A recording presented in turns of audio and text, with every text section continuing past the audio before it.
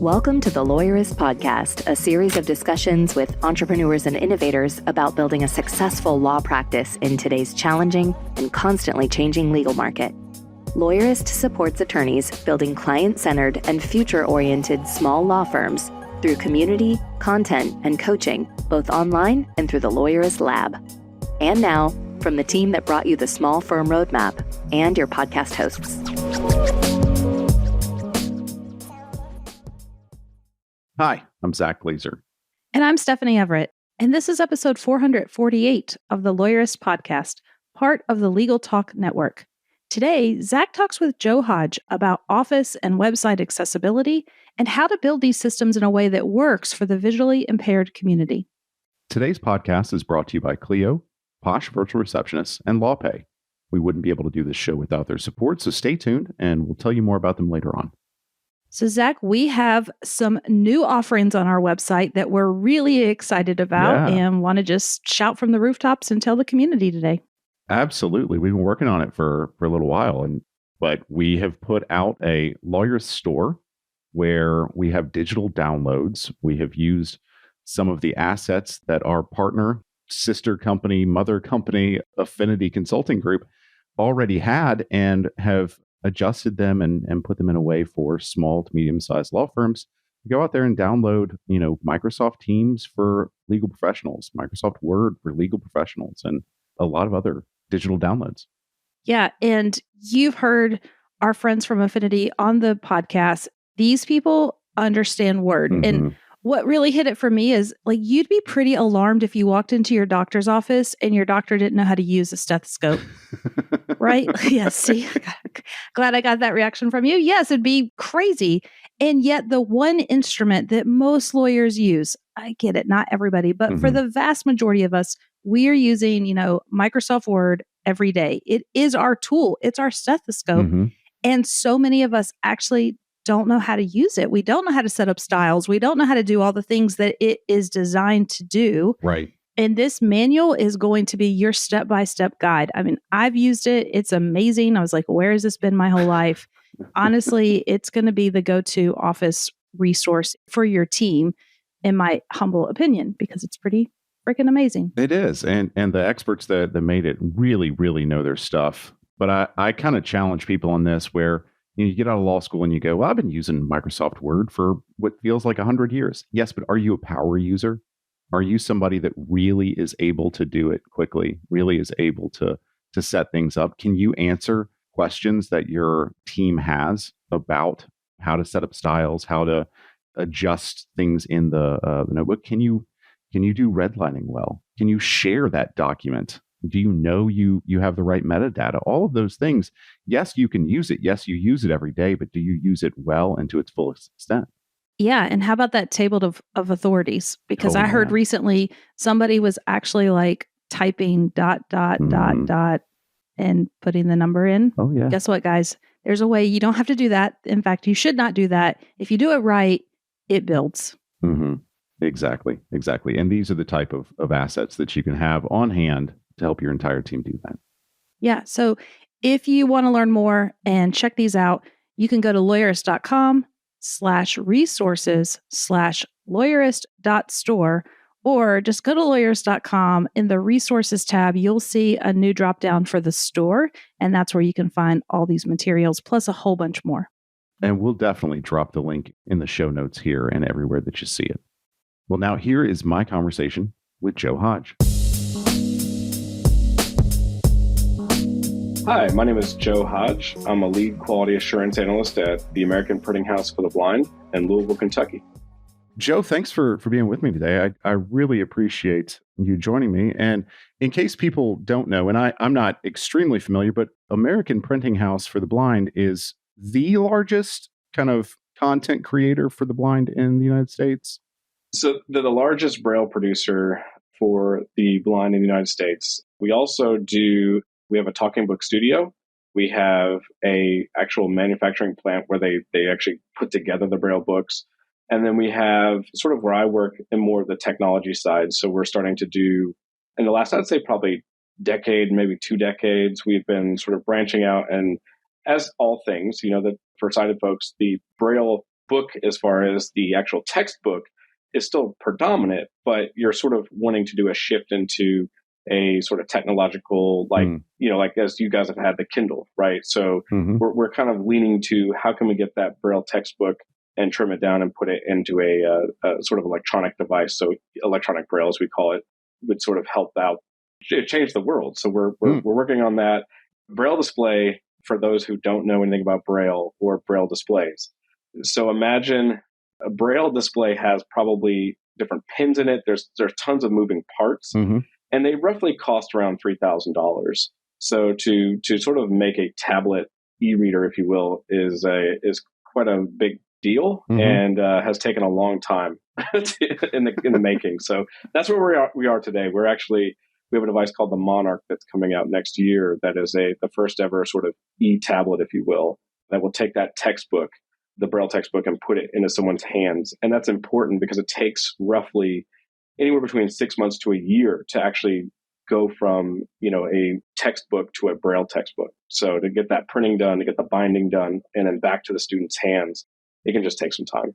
Okay. So yeah, we're talking the speed of technology is not really kind of literally getting into people's hands as quickly. Exactly. Yeah. Yeah. Well, that was, you already started off A, educating me a lot on this, but B, kind of going down a path that I wanted to talk about here. Obviously, at American Printing House for the Blind, not only are you dealing in content that is created to be accessible, but you're on the leading edge of that, of what people are doing in that content area. So I guess my question then is, when building something for people who are either totally blind or low vision, what are some of the ways that those people are interacting with content? How do we think of producing content for people in those scenarios? So a lot of times it's a focus group. So APH, where I work, is very fortunate in that we have so our primary market is the education market. So we're looking at kids K to 12. So a lot of times what we'll do is we'll talk to the teachers of the visually impaired. So I did it myself. Teachers of the low vision. We're sort of changing that whole thing. So it's you get down a trap there, but they still call them TVIs. So it's teachers of the visually impaired. So basically what happens is we'll meet with them and say, hey, what is your pain points? What is it that you need? And then we might also go out and sometimes shadow a teacher, like what is their 8-hour day like? What can make that better? Because obviously the better that, and the more time that they have to sort of FaceTime, I call it, FaceTime with each student, the more that student's going to gain. So a lot of times these teachers are out there and they're traveling, right? So they have to travel from one place to another. A lot of times, a lot of the kids who are blind or low vision are not in school for the blinds anymore. They're in public schools. I went to a public school. And so a lot of times we're looking at a situation where we're going out and we're saying, hey, what can make this teacher and then also make this student's life better? So it could be a situation where it's a Braille display where it's interfacing with their iPhone or iPad, and this helps the student do their schoolwork or whatever the problem might be solving. So, there's a gamut of things, but that's why the Monarch actually exists, the thing I was talking about earlier. So we were out, and one of the things that's happening is kids aren't getting for example, I'll take biology as an example here. They're not getting their biology book till quarter of the way through the semester. And so what's happening is that student's been so far behind, and it might be their senior year, so it's really harming the education of folks that it shouldn't be harming at this point in time. So that's kind of what we do. We go out and look at that problem, and then we try to take that back and say, how can we solve this? How can we make it better? Okay. Does that answer your question? Yeah. In a slightly roundabout way. And I just want to kind of keep teasing at that a little bit of the Monarch being a e-display, an e-reader that is for, and I don't remember if we were talking about this before we hit record or after, but it's an e-reader that displays in Braille. Correct. If I'm saying that right.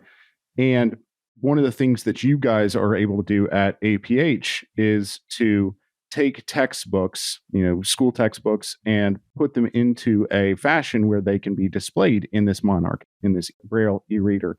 And that gets it to people faster. That gets this information, because even a textbook that's being printed takes a while to get compiled, printed, and then out into, people's hands. And then we take that and put it into Braille. Like you're saying, that takes even longer to get into people's hands. And so having a tool like the Monarch or something like that not only is helping with literal accessibility, but kind of this temporal accessibility, this ability to get this information faster as well. Exactly. I'm glad you brought all this up because this is something we did talk about before that I wanted to mention from the top. So you had me in here on Global Accessibility Awareness Day. Yes. And it's one of those days that is it's remarkable to kind of see the world sort of think about accessibility just for a day. But like it's that mindset, So as I was mentioning to you, like, Apple, Google, all the big players put out something, that's happening in their company for accessibility. And it's a fun time to kind of see, when I was growing up as a kid and paying an extreme amount of money for accessible technology, to kind of see this all come to fruition. I never thought I would have saw it in my lifetime, as a kid, because it was so unreachable that, Apple or Microsoft or any of these, that I could even buy a computer and just start it up and be able to navigate it on my own without some sort of third party software is just, it's pretty cool. It would be. That would be. But we still, even with companies like Apple, like Google, kind of putting some emphasis on accessibility, it still requires participation from the other companies that are creating content. Companies like Lawyerist, trying to make their websites more accessible, trying to make their processes more accessible. Quite frankly, today, as we are recording this podcast on a platform called Riverside, I realized that this platform, when I hit record, doesn't have any audio that tells you that it's recording. It has a series of numbers that does a countdown, which is kind of neat, but I've never thought about the fact that there's no, in Zoom, and sometimes it says recording started, but in this platform, it doesn't, at least from my side, it doesn't appear to have done that. My side either, no. So building with that in mind, like there come days where you have to think about that, and we certainly don't always. Yeah, exactly. So that kind of leads me to getting into specifically lawyer stuff. What are the things that we need to be thinking about in that area? If we're talking about Global Awareness Day, like what are things that would help us be more aware of that? So I think you have to start from the ground up. Mm-hmm. I was telling you before, and I don't mind sharing this with anybody out there, but like this is not quite related to lawyers, but it's similar, right? So last year I had a cancer diagnosis and was going to a doctor's. And the first time I went in the doctor's office, they called my name and they said, "Did you bring your packet?" And I said, "What packet?" And they said, "The thing that we mailed you." And I was like, "Well, I'm totally blind." And they said, "Well," and I thought to myself, and I actually said this to the lady, I said, "Do you have this on MyChart?" Because I'm like, well, maybe I missed it, Right, MyChart's an online thing that you can store your health data. Mm-hmm. And she goes, "Oh no, we don't put any of our documents on MyChart." Which I was like, we have all this technology. So this goes to what you were saying, Zach, just a second ago. We have all this technology in place, right? But then the fundamentals are missed. So I think from getting to the lawyer point of side of the people listening to this podcast side of things, I think that when you look at it, it's not just having an accessible website. It's having accessible forms. It's having, from that moment you do the intake to the moment that you do the sign off, that everything was, to a point accessible for that person. Right. So if I'm reaching out for some legal advice and I am coming into your office and you're on the 38th floor and the elevators don't have any braille on the, by the buttons, I'm just calling out like a little thing like that. Even, oh yeah. That already starts me off on a bad foot because now I'm trying to figure out what floor I'm on, right? So guessing what floor am I on, and then what order are these buttons going to be in? Because I can take an educated guess, but that's about it. Yeah, exactly. And all we can do is laugh about stuff like that, right? So, and I'm going to get into some website stuff here in a second, but it's something to think about when you are doing these. The answers, I think it's always good to ask somebody. So just because, and don't assume something, because of someone's disability. So for example, someone who's blind may not read Braille.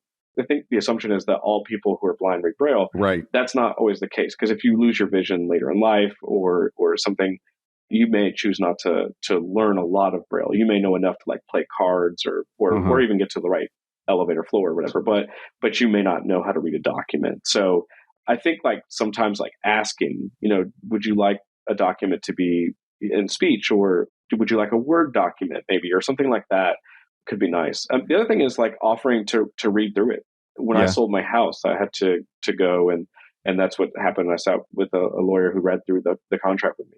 So PDFs, they can be accessible, but they can be also very frustrating because depending on how images and things are laid out in there, it can be a stressful time. So if you can, the world loves PDFs. I do not. But the great thing that has come in the last, like, I'd say 5 years is there are accessibility checkers. They're not 100% accurate, but they'll at least give you an idea of like what is going on. So like Adobe has a accessibility checker, for example.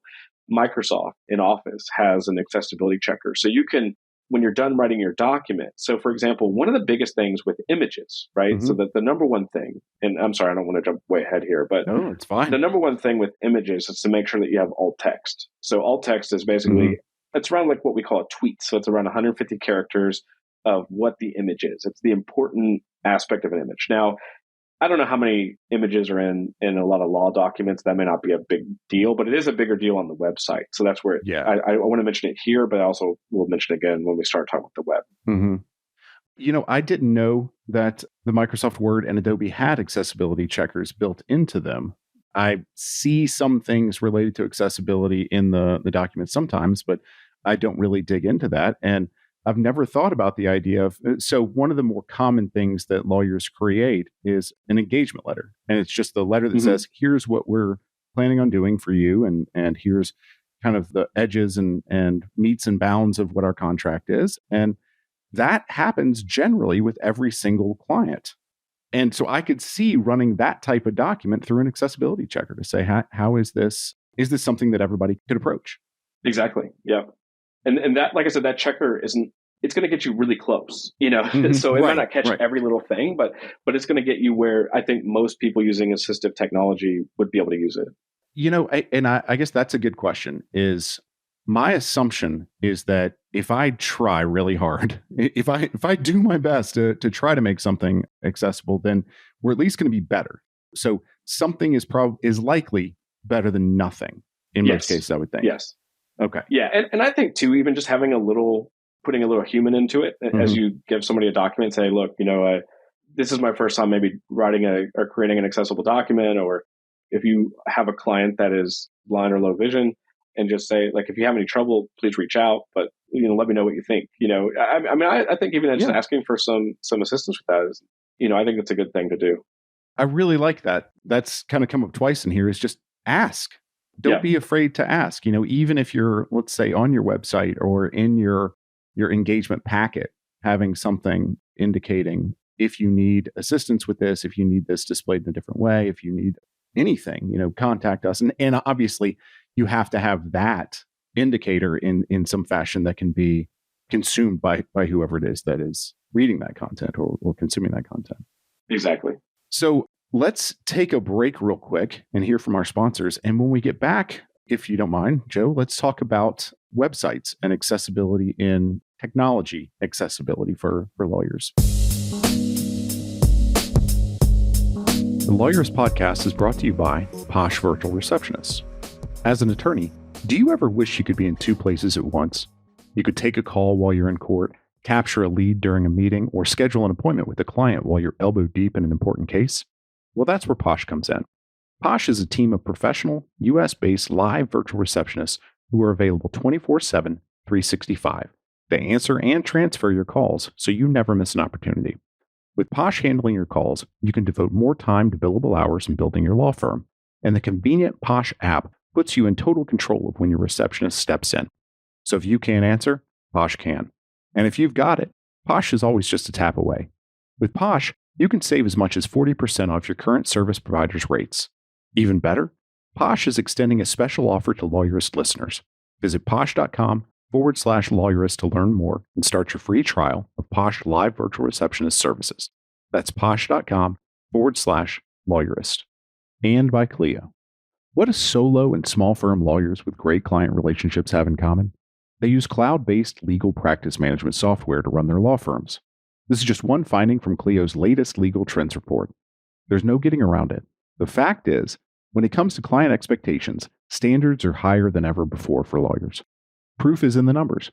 88% of lawyers using cloud-based software report good relationships with clients. For firms not in the cloud, barely half can say that. That gap is significant. For more information on how cloud software creates better client relationships, download Clio's Legal Trends Report for free at clio.com/trends. That's Clio, spelled CLIO.com/trends. And by LawPay. Did you know 80% of lawyers struggle to make their firms profitable? If you want to build a thriving practice, you need the right set of tools. LawPay, the #1 legal payments processor, and MyCase, the leader in legal practice management software, have joined forces to offer law firms a complete software solution. Access everything your firm needs to succeed all in one place. Track time, send invoices, get paid, handle accounting and three-way trust reconciliation, manage client intake, and more without switching between programs. Plus, access dozens of integrations that seamlessly sync with your current software. Over 65,000 lawyers trust LawPay and MyCase to streamline their firm's operations. In fact, users get paid 39% faster and gain 3 billable hours per day on average. So why wait? Learn more and schedule a demo now at lawpay.com/lawyerist. That's lawpay.com/lawyerist.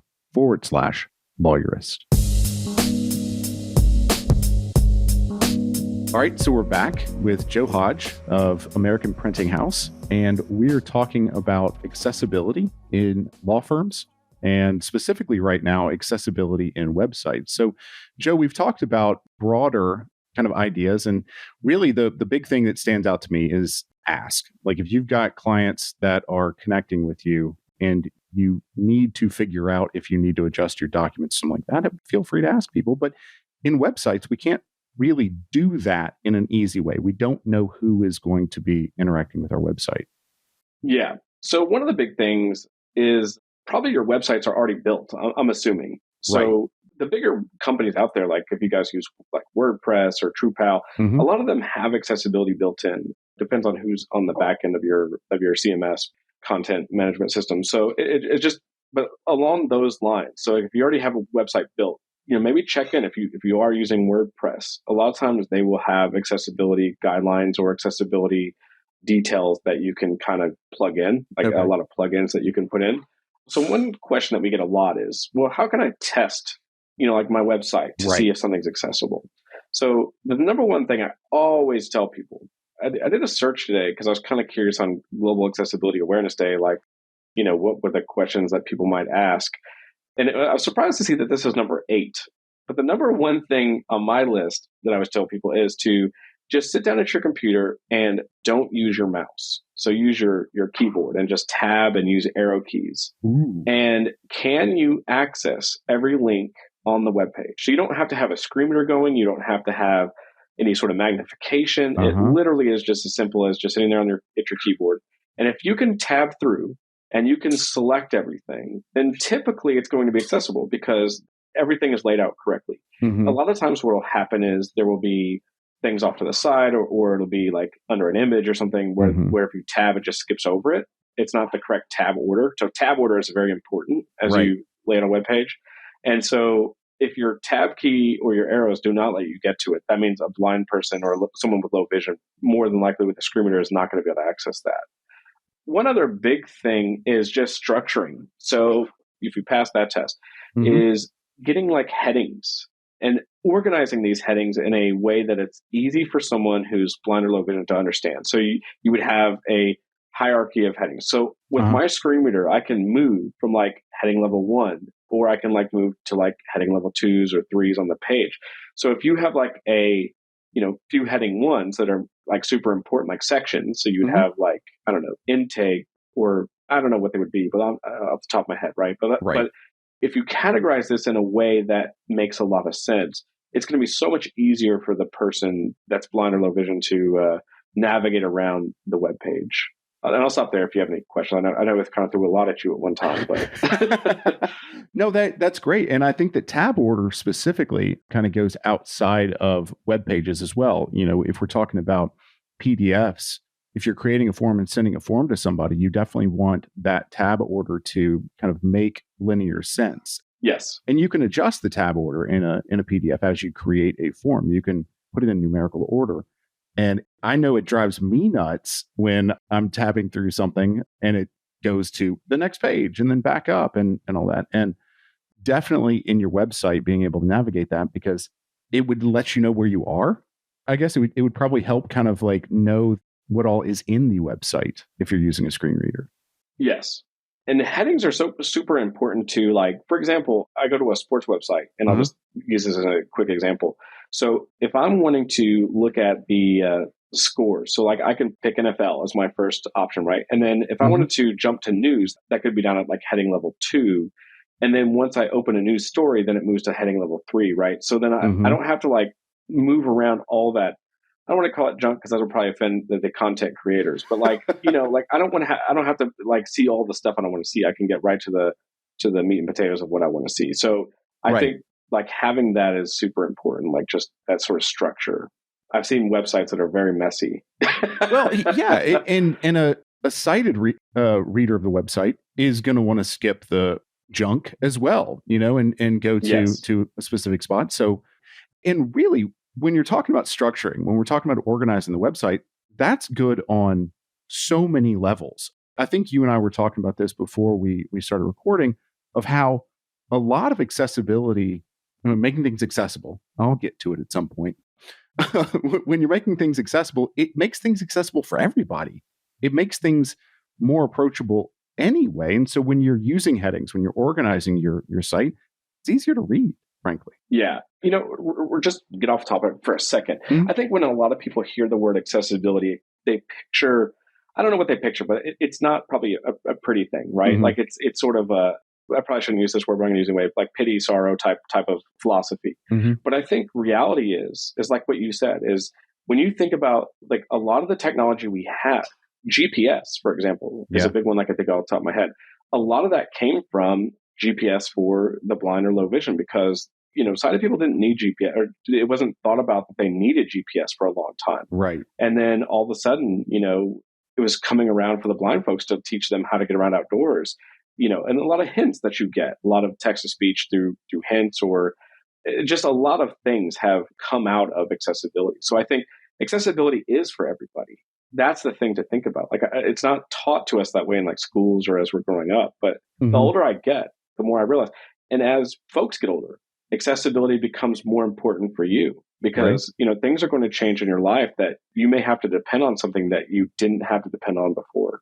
Yeah, and that's something that I've learned somewhat recently in trying to think about accessibility specifically with websites, is our relationship in our lives with accessibility kind of changes. And it can change temporarily. It can change situationally. It can change in a moment. I see an example on the W3's kind of like web accessibility thing, where it's saying a woman holding a baby is, you know, situationally not able to use her arm. And so we want to make sure that we're designing for her as well. But even beyond that, if I make a website where somebody can see things better, if I'm making a website building it for somebody that is low vision, then I'm making that website most likely better for people who aren't low vision. Yeah. So one of the things, going off of sort of the headings, is having great descriptive links. So like I've gone to a lot of websites where it's just like click here for, you know, like and you have to kind of read through the text to see what you're clicking here for. So one of the things that, you know, is super helpful is when you have a link, make sure to, you know, let us know what it is that we're clicking on, because I don't want to click on an ad. I mean, unless I want to, right? I mean, but I want to know if I'm going on to the intake form that I need to do, or, you know, your contact info. I don't want to just hear click here, because I don't know what that exactly does. And so having distinct link names is going to be super helpful as well. Okay. So like click to download the white paper. Exactly. Yeah. As opposed to download. Well, download what? Exactly. Yeah. Okay. And I mean, you could get there from context clues potentially. It also might be made so poorly that you can't. Yeah, I've seen it both ways. Because what happens is, like, say you have the click here, I'll use it, and you have it like 2 or 3 places, like, and maybe they're right in a row.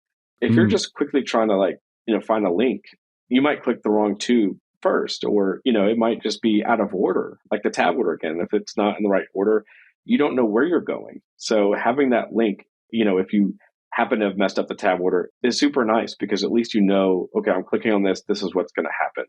Okay. So what are some of the other things that I know we want to start thinking about accessibility at the beginning. And yes, people have already built their websites, but we want to start thinking about it from a structural standpoint. What are some of the other things we want to think about? So alt text is something, so photos is one of the things I mentioned kind of at the top, but it's something I want to revisit here. And that is, if you have photos on your website, put alt text. Now you don't have to do every photo if it's not important, like if it's sort of a background, if you will. But if it's a main photo of, something on your website, something that has prominence, like a logo even, just saying logo or describing your logo. So I mentioned a tweet earlier. You don't want to get off in the weeds and do like 1,000-word essay on your alt text here. But what you want to do is just do about 140 to 180 characters. I think the screen readers have a cutoff of like 150 in that sort of setting. So that's where I kind of say, keep it like a tweet. So just tell me the important things. But yeah, definitely label those images, because that also makes me feel like, okay, I don't have to guess what that is, or I understand what they're, if you have a picture of a car crash, maybe you have different types of services. Maybe you specialize in car crashes, you specialize in burnt victims or something, whatever the case may be, right? You could indicate that through the photos, I'm sure, on the website. And having those images would be nice to know, like, okay, this law firm has this and this service. Right. It would add to that, like it does, like you're intending those photos or images to do anyway. And I would imagine, what would a person want to know about this photo? That's what I'm thinking for the alt tag. What would a person want or need to know about this photo in order to understand why it's here?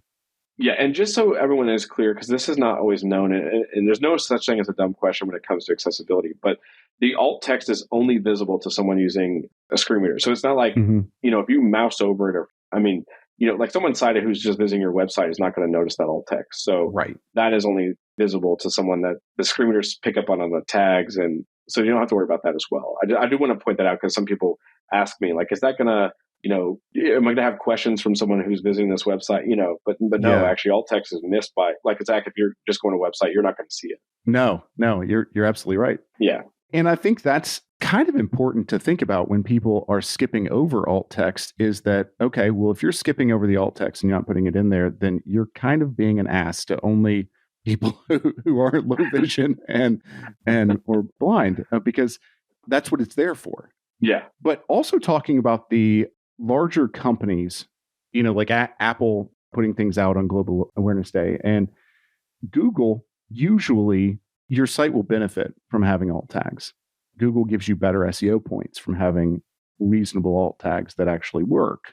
So that's, even if you want to be kind of cynical, it's still a good thing to have on your site because you benefit from it. Exactly. One of the other things I mentioned here, I was reading through my notes here just to make sure I kind of try to cover as many things as I can. I know with the time we have.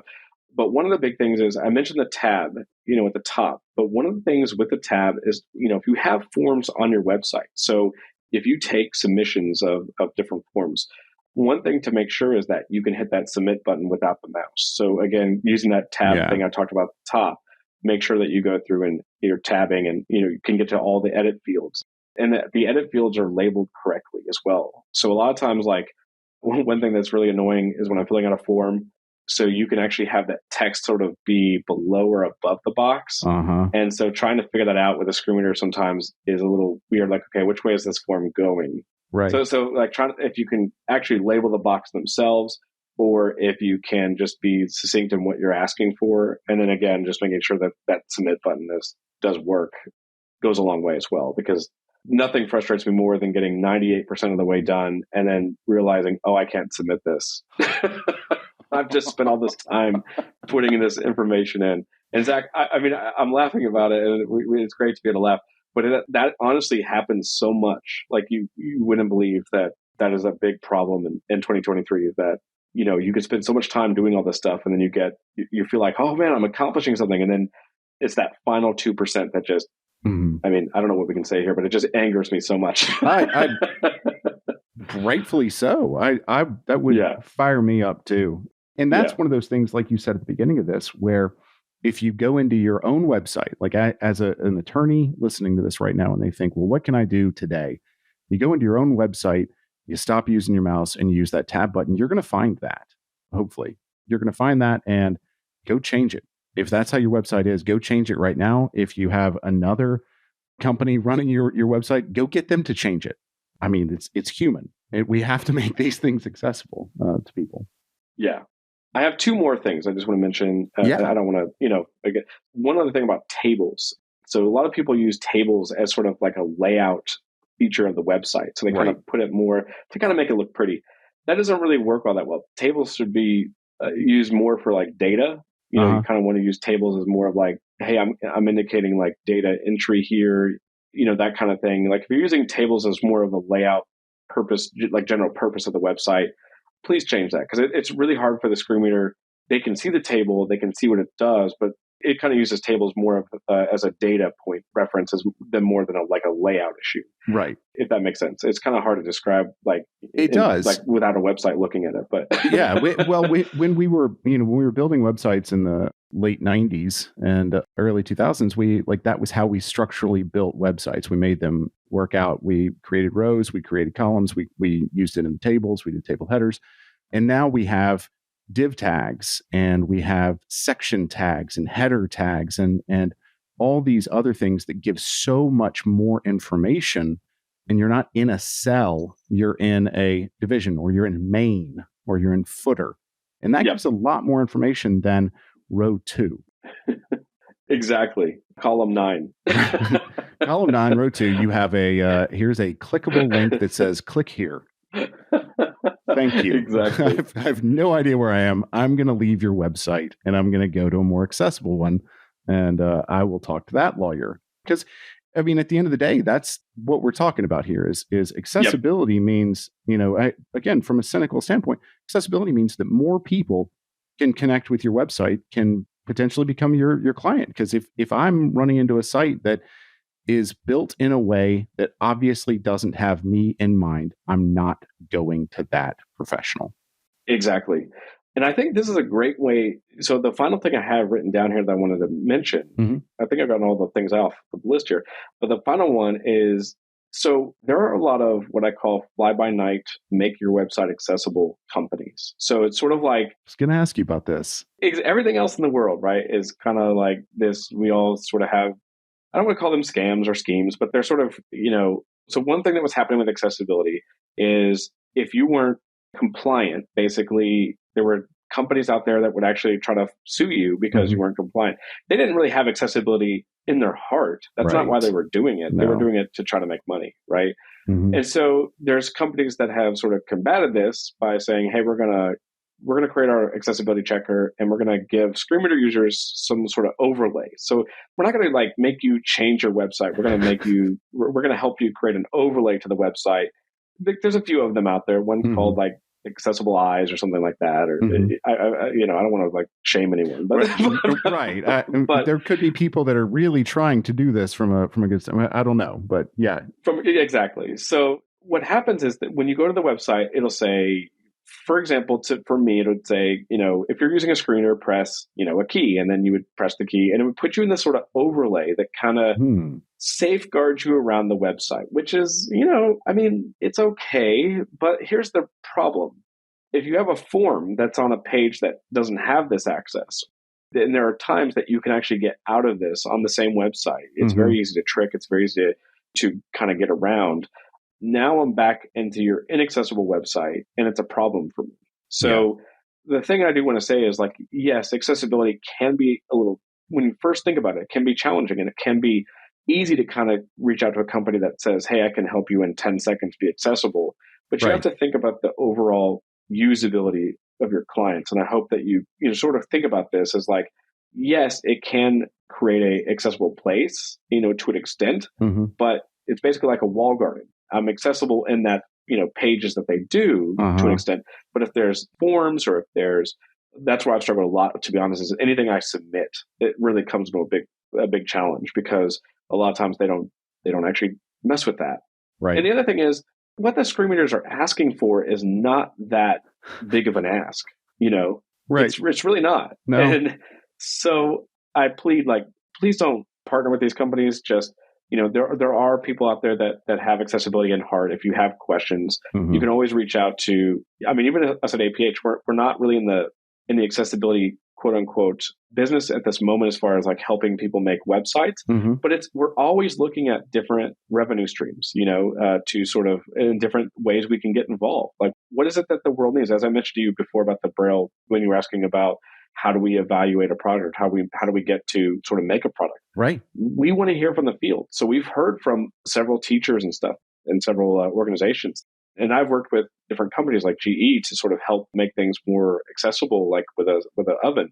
And so we are not out of the realm of working with a place or helping a place. So if that's something that you all come together and say, this is what we need, it's something that we could definitely look at. So I just hate it when these companies sort of rise up and sort of take advantage of a situation and say something's accessible, but then it really, after usability, it really isn't, Right. or it's limited.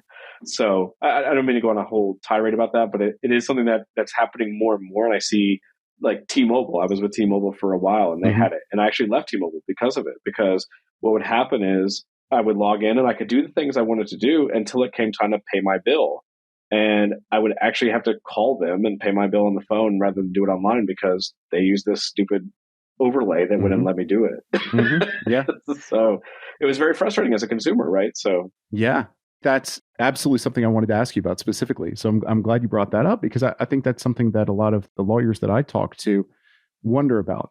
How can I literally do something, to move the ball forward on my website? Because most of them have a website of some sort. They have talked to their, web designers, and like the lawyer has no idea really if this website is accessible. And they think, oh, well, if I can just put this overlay on it, at least it's something, And it makes sense. I understand why they, because people are really trying to do the right thing. Right. So yeah, it all kind of coincides with each other. But yeah, the biggest thing would be if you're out there and you really want to take that first step. First of all, I think you need to evaluate where you are and do that first step. Just sit down at your keyboard and just try to tab through. That's the first thing you could tell your web developer is, okay, we need to get our tab order in line. We need to make sure that all of our links are clickable. And I think then you're starting to go down that path, right? And I don't know them off the top of my head. Maybe it's something I can put in the show notes or something. There are a few companies that deal with like accessibility, like testing, that are pretty reputable. So maybe I can put those in the show notes for you and send them off at the end. Yeah, that'd be great. Let's definitely put those in the show notes, because I do think people want to know kind of where the rubber meets the road here on, how to go about and take the first steps. You've given some great first steps. And I think that this aligns with, kind of what Lawyerist always says, is just kind of iterating through things. We can always just continually make it better and better. And if it's better than yesterday, at least it's going in the right direction, as opposed to just sitting there and kind of wallowing in its inaccessibility. Exactly. Well, Joe, I really appreciate you being here and all the knowledge that you have. Thank you very much for sharing what you know, and thank you for helping us here. Well, thank you for having me, Zach. I appreciate coming on and talking with you all. Absolutely. And again, we're going to put some links in the show notes that can help people move forward a little bit as well. Well, Joe, again, thank you. And if people want to get a hold of you, is that all right? Email or something like that?